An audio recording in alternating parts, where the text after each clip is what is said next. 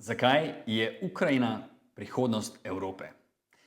Medtem ko srkate čaj in uživate v miru, vedite, da se na naših pragovih bijejo bitke za vašo prihodnost in prihodnost vaših otrok. Da, govorim o Ukrajini. Zakaj je vojna Ukrajincev v resnici tudi naša vojna? In kako vas je ruska propaganda prepričala v nasprotno in vas uspavala? Poglejmo si. Заканчивается граница России. Граница России заканчивается через Берингов пролив с США. Граница России нигде не заканчивается. Zakaj Rusija ni normalna država in zakaj je sploh Putin napadel Ukrajino? Kot pogost razlog za brutalni napad Rusije na Ukrajino se zlonamerno zavaja za izgovorom tako imenovane NATO ekspanzije na ruske meje in pa nekakšno poniževanje Putina in Rusije. V resnici dokazi jasno kažejo, da je ruska agresija posledica njihovega sovraštva do Ukrajincev in nezmožnosti priznanja dejstva, da si večina Ukrajincev ne želi Putinove diktature. Pred vojno ni bilo nikakršnih znakov, da bi bila Ukrajina vsaj blizu NATO zveze. Nikakršnih znakov. Pravzaprav je bila Ukrajina pred vojno svetlobna leta od zveze NATO.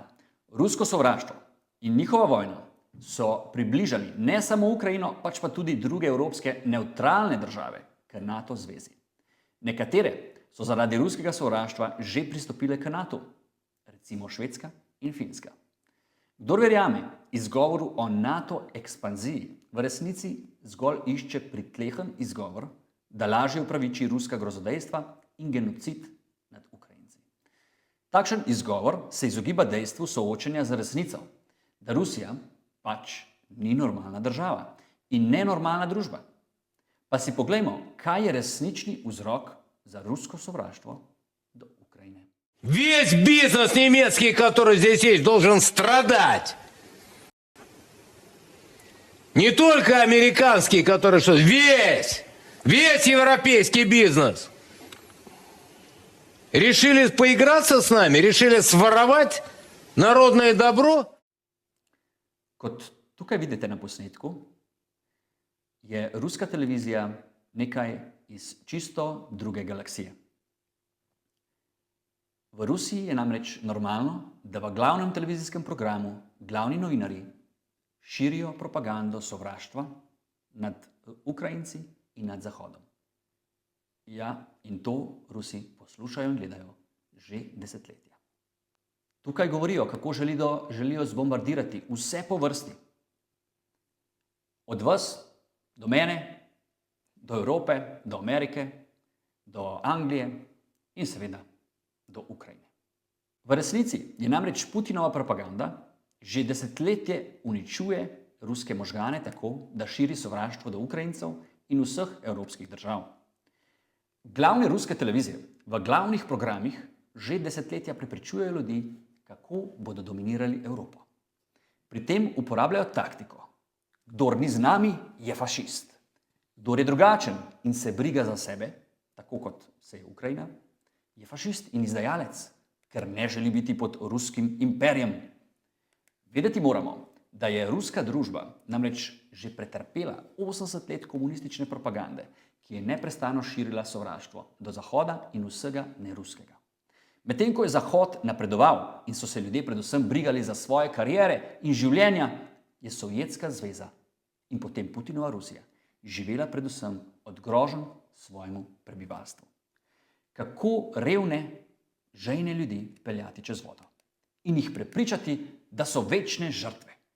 To je ruska duša danes. In to si lahko pogledate točno na teh posnetkih, ki zares kažejo, kaj dejansko se dogaja v ruski družbi in kako izgledajo tam mediji. Nekaj, česar ne boste videli žal v naših medijih, ki pač preprosto ne želijo pokazati, kakšna je Rusija v resnici. Rusija se obnaša kot nedorasel otrok, ki se izživlja nad manjšimi, ker nikoli ni imel dovolj pozornosti in resničnih uspehov, kot bi si jih želel. Ruska duša je nepotešena in lačna uspehov in predvsem priznanja in spoštovanja se strani Zahoda. In namesto sa svobodno in krepostno družbo, ruska propaganda in ruska duša prepoznavnost in moč išče v izživljanju in zločinih. Svoj sram, ki ga Rusi nimajo več, pa umijajo tako, da si lažejo, kako so večne žrtve in kako jim je od Boga dano, da bodo vladali Evropi in nas naučili manir. Da, izgovor o NATO je resno zgrešen. Še kdo resno verjame, da država, ki je polna šovinizma, vojaških ambicij po moči nekdanjega imperija, polna atomskega orožja, da se ta država resnično boji NATO ekspanzije in NATO? Ekspanzije NATO zveze, ki je pred rusko agresijo bila na pol mrtva tvorba, v katero ni skoraj verjel že nihče več. Ekspanzije NATO, ki združuje države, ki imajo prazna skladišča orožja in namesto vojaške enote in vojske, kot Rusi pravijo in njihova propaganda, LGBT prostovoljce, tako namreč žalijo Evropo ruski novinarji. Mislite, da se je Rusija res bala takšne Evrope, pomehkužene, brez vojske? In pa seveda Amerike, ki je bila popolnoma nepripravljena karkoli posredovati. Ko gledamo resnična čustva Putina in Rusov, vidimo, da so samo čakali na priložnost, da si lahko osmislijo svoja depresivna življenja tako, da najprej sestavijo lažen mit o sovražniku, podkrepljen z besedo nacisti, da lažno predstavijo Ukrajince, narod, ki si želi zgolj lepo evropsko prihodnost, kot narod nacistov, in tako je umor otrok, genocid nad ljudmi, brisanje ukrajinske etnije mnogo lažji. Če se prej zlažeš samemu sebi, da v bistvu se boriš proti zlu. Kajti težko se pripraviš v taka grozodejstva, če si prej za ideologijo ne lažeš, da se pravzaprav boriš za dobro proti nacistom. V resnici pa sam postaneš to, kar očitaš drugim. Putin je jasno pokazal svoja čustva. Že leta nazaj, ko je spisal dolg antiintelektualen spis o Ukrajini in kako Ukrajinci sploh niso svoj narod, pač pa podvrsta Rusov. Pričemer se je polastil zgodovine ukrajinskega naroda, saj je namreč Kijev mnogo starejši od Moskve in je bil svoj čas celo eno največjih in najlepših mest v Evropi, tik pred mongolskimi upadi, ki so, zanimivo, v bistvu ustvarili moderno Rusijo. S tem spisom je Putin jasno pokazal svoje imperialne težnje in sovraštvo do Ukrajincev, ki so s tem bojem vsem dokazali, da so v temeljnih človeških vrlinah čisto nasprotje ruske narodnosti. Pa si poglejmo, kako ruska propaganda prepričuje Ruse v sovraštvo do Ukrajincev in Zahoda in tako ustvarja umetno sovraštvo in s tem navdušenje za še več vojne. Watchful eye of the master of the Kremlin, Vladimir Putin.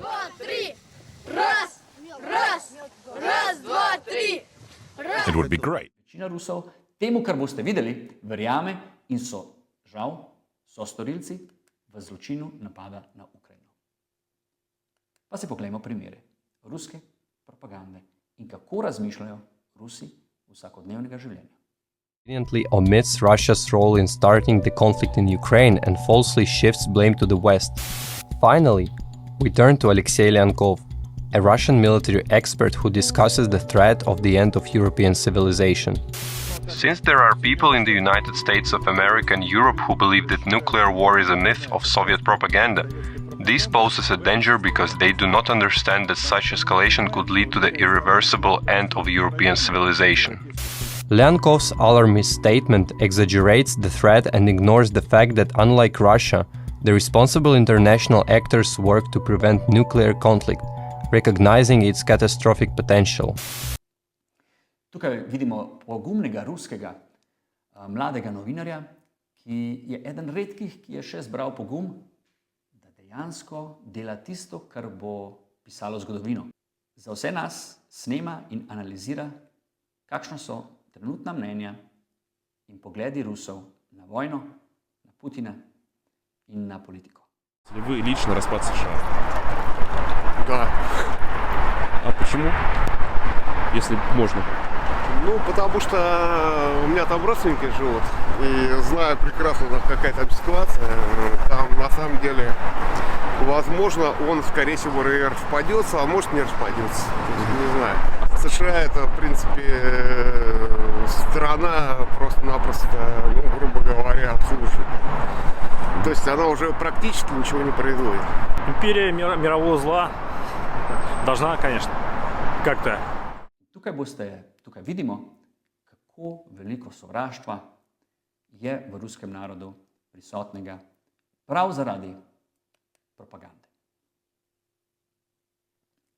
To, kar vidimo, jasno kaže, da je cela družba sprana in pripravljena na ubijanje. Preprosto si želijo dominirati, želijo zmagovati in zavzemati ozemlja. In tukaj jim je Ukrajina seveda najbolj draga, saj je izvor in najstarejši teritorij vzhodnih Slovanov prav Ukrajina. Zato Ukrajino potrebujejo, da lahko upravičijo svoj mit o stari ruski državi. Da, to je ruska družba in to je v Rusiji smatrano kot normalno. Takšni pogledi so normalni. Sovraštvo je osnova za narodni karakter in ponos. In le kako bi takšni ljudje, ki ste jih videli, dovolili Ukrajincem, da se rešijo ruskega jarma in ruskih oligarhov, ki so pred vojno držali Ukrajino v šahu. Veste, da to ne bo mogoče. Torej, moj nasvet, ne verjeti zlonamernim izgovorom o NATO. Ni NATO kriv. Kriva je ruska duša in sla po vojni, ki je rezultat več desetletij pranja možganov.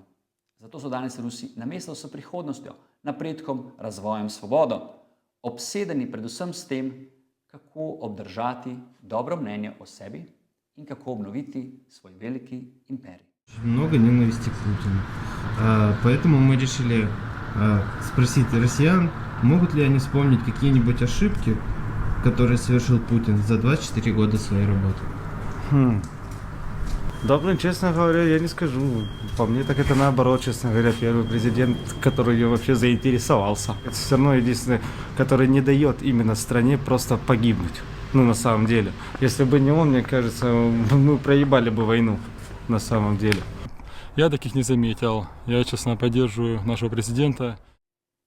Poglejmo si sedaj naslednji zlonamerni argument, češ da je Zahod grdo ravnal z Rusijo. Rusija je od vseh totalitarnih režimov bila deležna najlepše obravnave. Samo premislimo, kaj se je naredilo za Nemčijo in nemško dušo in ponosom po drugi svetovni vojni. Nemčijo se je razstavilo na prav faktorje, da ne bi ponovila nacizma. Kaj pa Rusija, Sovjetska zveza? Koliko ljudi ve, da je Sovjetska zveza predstavljala še hujše kršitve in zločine nad lastnimi ljudmi, nad narodi znotraj Sovjetske zveze, kot pa jih je predstavljala nacistična Nemčija. In da je namesto 10 let, kolikor je trajala Nemčija, Sovjetska zveza teptala narode in ljudi 70 let. Nemčijo imamo samo v močnejšem spominu zato, ker je bila toliko bolj nevarna za druge zaradi svoje mogočne vojske in napredne ekonomije in ker je Sovjetska zveza prestopila na stran zaveznikov. V resnici pa Rusija nikoli ni odgovarjala za zločine Sovjetske zveze. Za umore ukrajinskih kmetov, ravno na področju vzhodne Ukrajine, kjer se danes bijajo bitke, in genocidom nad Ukrajinci, imenovanim holodomorom. Nikoli ni odgovarjala za dejstvo, da je malim narodom komunistična diktatura naredila toliko škode in solza, da so ob napadu Nemčije, s katero so bili Sovjeti v paktu, ti narodi raje iskali pomoč od Nemcev, kot pa da bi trpeli pod sovjetskimi okrutneži. Rusija ni nikoli odgovarjala za zločine napada na Poljsko, ker so si jo razdelili z nacisti, ki so bili podobno okrutni. Nikoli ni odgovarjala za pomor Poljakov v Katinskem gozdu, nikoli ni odgovarjala za krajo atomskega orožja iz ZDA, kajti namreč Rusija nikoli danes ne bi mogla groziti nam, Evropejcem, če ne bi od ameriških komunističnih vohunov pridobila načrte za atomsko orožje. Ne, po razpadu Sovjetske zveze je Rusija trpela za 10 leti anarhije oligarhov, pri čemer je Putin stabiliziral državo, vsekakor. V zameno za stabilizacijo pa so Rusi dobili vsakodnevno ideologijo sovraštva, ki danes hrani ruski ponos. in milijardne posle za Zahodom in mnogo zlatih večerij, stiskov rok in občudovanja ruskega diktatorja. Rusije ni nihče poniževal. Še več, kljub jasnim težnjam po sovjetskem imperiju, z vojno proti Gruziji in priključitvi Krima leta 2014, so posli in diplomacija potekali neumorno naprej. In na sovjetske zločine in na dejstvo, da ruski narod vsak dan gleda propagando in si želi nazaj v čase Stalina, na vse to smo pozabili. Veselo so tekli posli naprej. Je torej res bil Putin ponižan? Smo res grdo ravnali z Rusijo? Kvečemu je problem danes, zakaj imamo vojno, v tem, da Rusija in njena imperialna ideologija nikoli ni bila kaznovana dovolj. Zahod je Sovjetski zvezi pomagal do zmage nad premočnimi nacisti, v zameno smo pa dobili desetletja pranja možganov in rojevanja virusa nove ruske agresije, ki je zgolj čakal na izbruh in izbruhnil leta 2022 z genocidno vojno v Ukrajini. Tako da tudi ta argument, ki vam ga bodo podajali mnogi, ni nič drugega kot zlonamerni poskus, da vas ruska propaganda uspava in prepriča, da sta obe strani v vojni enaki. Nista enaki. Upanje zmage, dobrega nad zlim, je v Ukrajini, državi brez šovinizma, ki si želi zgolj imeti svoje meje in znotraj svoje države se otresti ruskega vpliva, neprestane depresije in vojn. Aha, tu boste pa rekli, hej, kaj pa nacisti so nam rekli, nacisti v Ukrajini in pa nasilje nad ruskim prebivalstvom v Ukrajini. No, pa si pogledamo naslednjo propagandno laž, ki vas uspava, da se ne ukvarjate z Rusijo. Ukrajina je država, ki ima enega najmanjših deležev ekstremizma in sovraštva v Evropi. Da, vsaka država in vsaka družba ima svoje izjeme, svoje ekstremiste in čudake. Tudi v Rusiji je še nekaj pogumnih ljudi s trezno glavo in humanimi pogledi na svet, kot smo videli pri enem redkih dobrih novinarjev v Rusiji, ko smo spoznali gospoda Danila. Slika kanala. Vendar je žal večina ruske družbe danes podlegla propagandi in so zaljubljeni v idejo nadvlade nad Ukrajinci in Evropo. To velja tako za stare kot za mlade. Izjeme so seveda tudi v Ukrajini. Kljub temu, da je to država z eno manjših stopenj ekstremizma in sovraštva, kar je še posebej nenavadno, glede na to, koliko se morajo boriti proti nenehnemu ruskemu podcenjevanju njihove narodnosti in tradicionalnemu žaljivemu obnašanju do Ukrajincev. V Ukrajini so namreč nacionalistične stranke na volitvah dobile manj kot 2% glasov. Toliko o nacistih v Ukrajini. V Ukrajini, pozor, je glavni vojaški general ukrajinske vojske Rus, rojen v Rusiji, brez etničnih povezav z Ukrajino sploh. Da govorimo o glavnem generalu ukrajinske vojske, tako je, govorimo o glavnem generalu ukrajinske vojske, ki je Rus, gospodičevo ime Oleksandr Sirski. In sploh ni Ukrajinec po narodnosti, še celo družino ima v Rusiji. Si morate misliti, kako odprta je torej ukrajinska družba, da dopusti, da njihovi vojski vlada človek, ki je ruskega porekla in ima celo starše še živeče v Rusiji. Medtem ko pa Rusija izvaja genocid nad Ukrajino. Temu je zato tako, ker v resnici Ukrajince ne zanima etnična pripadnost in pa nacionaliteta ljudi, ki so v Ukrajini. To zanima Ruse. Ukrajince zanima prihodnost, sedanjost, razvoj, delo, vrednote in napredek svoje države. In kdorkoli deli ukrajinske vrednote, je za Ukrajince Ukrajinec. Bistvo ukrajinske narodne identitete ni zgrajeno okoli imperializma, tako kot ruska identiteta, pač pa okoli želje, da prodrejo skozi stoletja ruskega zatiranja, razvoja in se pokažejo v svoji pravi luči. Ukrajinec je zato vsakdo, ki si želi svobode in je pripravljen za svobodo dati svoje življenje. Saj življenje ruskega suženja ni vredno ničesar. Tudi predsednik Zelenski, morda ne veste, vendar sploh ne zna dobro ukrajinskega jezika, oziroma je zmagal z ruskim jezikom in se je ukrajinščine šele preučil. Torej, toliko odprti in nesovražni so v resnici Ukrajinci in vedno so volili politike brez sovraštva. In ravno to moti Rusijo. Zato so morali umetno ustvariti sovraštvo do Ukrajincev. Pri tem so na javni televiziji celo govorili in prikazovali izmišljene posnetke o nasilju nad Rusi v Ukrajini. S tem so hitro pridobili celo najbolj nedolžne babice na svojo stran in jih prepričali, da je potrebno nad izmišljenimi nacisti narediti genocid. Tako močna je ruska laž, da celo lastne družine ne verjamajo več drug drugemu. Tako ob ruski agresiji celo matere iz Moskve, naprimer, ne verjamajo lastnim hčeram iz Kijeva, da jih ruska vojska bombardira vsak dan. Preprosto jim je ruska laž pomembnejša od družine in resnice. Zlagani ponos je vreden več od miru in sožitja. Rusi danes žal raje vzamejo propagando in vojno in svojega Putina, kot pa trdo delo na sebi in razvoj države naprej. Naslednja laž, s katero vas želi Putin prepričati, da ne pomagamo Ukrajini, je, da so v Ukrajini tako imenovani banderovci, ki so za časa druge svetovne vojne sodelovali z Nemci. Gre za lep način, kako vzeti en majhen delček iz zgodovine in z malo strupa zastrupiti vodnjak. Res je, da je majhen delež Ukrajincev v času kaosa po prvi svetovni vojni in med drugo svetovno vojno naredil svoj delež zločinov predvsem nad Poljaki v zahodni Ukrajini. Res je tudi, da so manjši narodi, ki so bili podjarmljeni od imperialistične Sovjetske zveze, pogosto iskali pomoč. In če so to bili Nemci, so jo pač vzeli. To jih še ne dela naciste. Sicer bi bili danes tudi Finci nacisti, Balti nacisti, Slovaki nacisti in tako dalje. Gre za lep primer, kako vzeti košček resnice in resnico popolnoma zlagati. Resnica pa je, da je v Ukrajini presenetljivo malo ekstremističnih ljudi s sovražnimi pogledi. To se vidi ne le med prebivalstvom, pač pa tudi v parlamentu in politiki, kjer nikoli niso zmagovale, kot rečeno, nobene ekstremistične stranke, pač pa vedno evropsko usmerjene stranke, ki zagovarjajo svobodo. Sovraštvo je torej Putin moral ustvariti, da lahko upraviči genocid. In še nekaj pomembnega. V resnici pri tej vojni sploh ne gre za nacionalnost. Vem, da vas večina medijev prepričuje, sploh ruska propaganda, da gre tukaj za bitko za nacionalno identiteto in jezik. Ampak z gledišča Ukrajincev ne gre tako. Gre namreč za vprašanje prihodnosti. Ruski narod je narod, ki živi v simbolih preteklih zastav. Zastav preteklosti in objokuje Stalina, postavlja kipe Leninu in ostalim klavcem in genocidnim norcem. V Rusiji imamo državo, ki naokoli vihti zastave srpa in kladiva, znak imperializma Sovjetske zveze.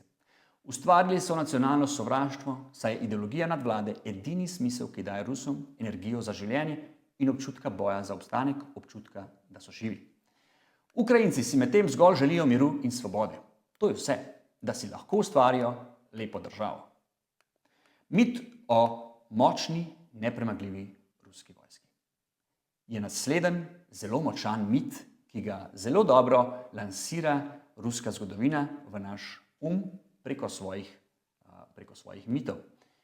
Mit o nepremagljivi ruski vojski nas namreč uspava in vas prestraši in vas dela nezmožne in nevoljne, da bi sploh karkoli naredili proti Rusiji in zagovarjali, da mi zmoremo. Namreč to je naslednja močna laž, s katero vas Moskva želi uspavati. Tudi tu je čisto resnica, čisto nasprotje temu. Namreč v resnici je Rusija vedno zaostajala za vojskami in ekonomijami Evrope. Ruse tako močno boli to dejstvo, da so si morali izmisliti mit o izjemni ruski armadi. Pa si poglejmo zgodovino, kakšna armada v resnici. Kako je ruska propaganda bahanja močnejša od njihove dejanske vojaške sposobnosti. Poglejmo, da je Rusija izgubila veliko vojn. Še več, nikoli Rusija ni zmagala niti ene vojne, kjer bi se direktno, 1 na 1, udarila z evropsko silo. Kadarkoli je zmagala s koalicijami. Hkrati ne smemo pozabiti, da je Rusija po številu ljudi vsaj 2-krat številčnejša od najbližjih evropskih rivalov, kot so recimo Nemci, ki imajo polovico manj ljudi. Rusija je torej vsaj 2-krat številčnejša od rivalov, pa kljub temu je Rusija izgubila vojno proti Poljski leta 1920. Rdeča armada komunistične Sovjetske zveze je izgubila vojno proti Poljski in na ta način je Poljska rešila Evropo. Malo kdo ve, da so Poljaki v bistvu s tem obranili Evropo komunizma, takoj po prvi svetovni vojni. Prav tako malo kdo ve, da je Rusija izgubila prvo svetovno vojno. Kljub številčni premoči ni zmogla premagati Nemčije, ki se je borila hkrati z Britanijo, Francijo, Srbijo, ZDA, Rusijo. Kapitulacija ruske armade je vodila tudi v oktobrsko revolucijo in bolševiški prevzem oblasti.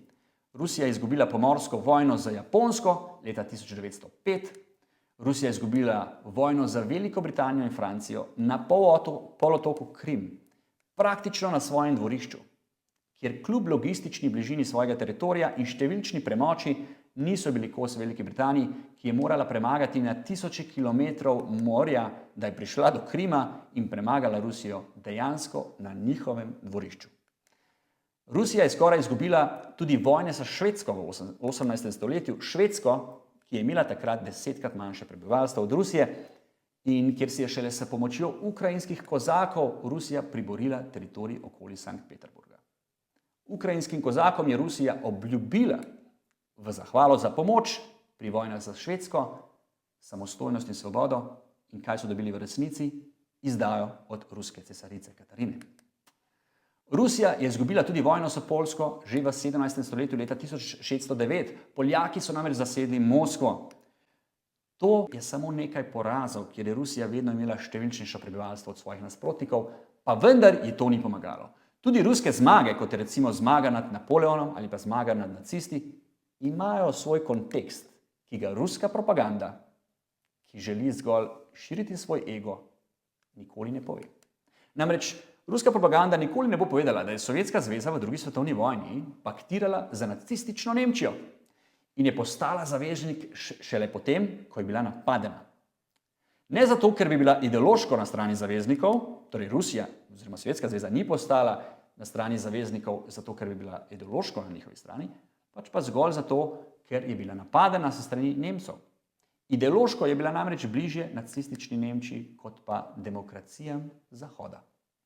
Prav tako Putinova propaganda ne bo povedala, da se je Sovjetska zveza z največjim številom prebivalstva v Evropi borila samo proti eni državi v drugi svetovni vojni. In to je nacistična Nemčija na svojem lastnem teritoriju. Medtem ko so se zavezniki, kot so ZDA in Velika Britanija, borili za Nemci in Japonci v Evropi, v Afriki, v Aziji, v Oceaniji, na Japonskem, v Nemčiji, v Franciji, v Jugoslaviji, v Italiji, v Sredozemlju, na Atlantiku, v Severnem morju. Noro, ja. Ampak ruska propaganda bo še vedno trdila, da so oni edini zmagali vojno.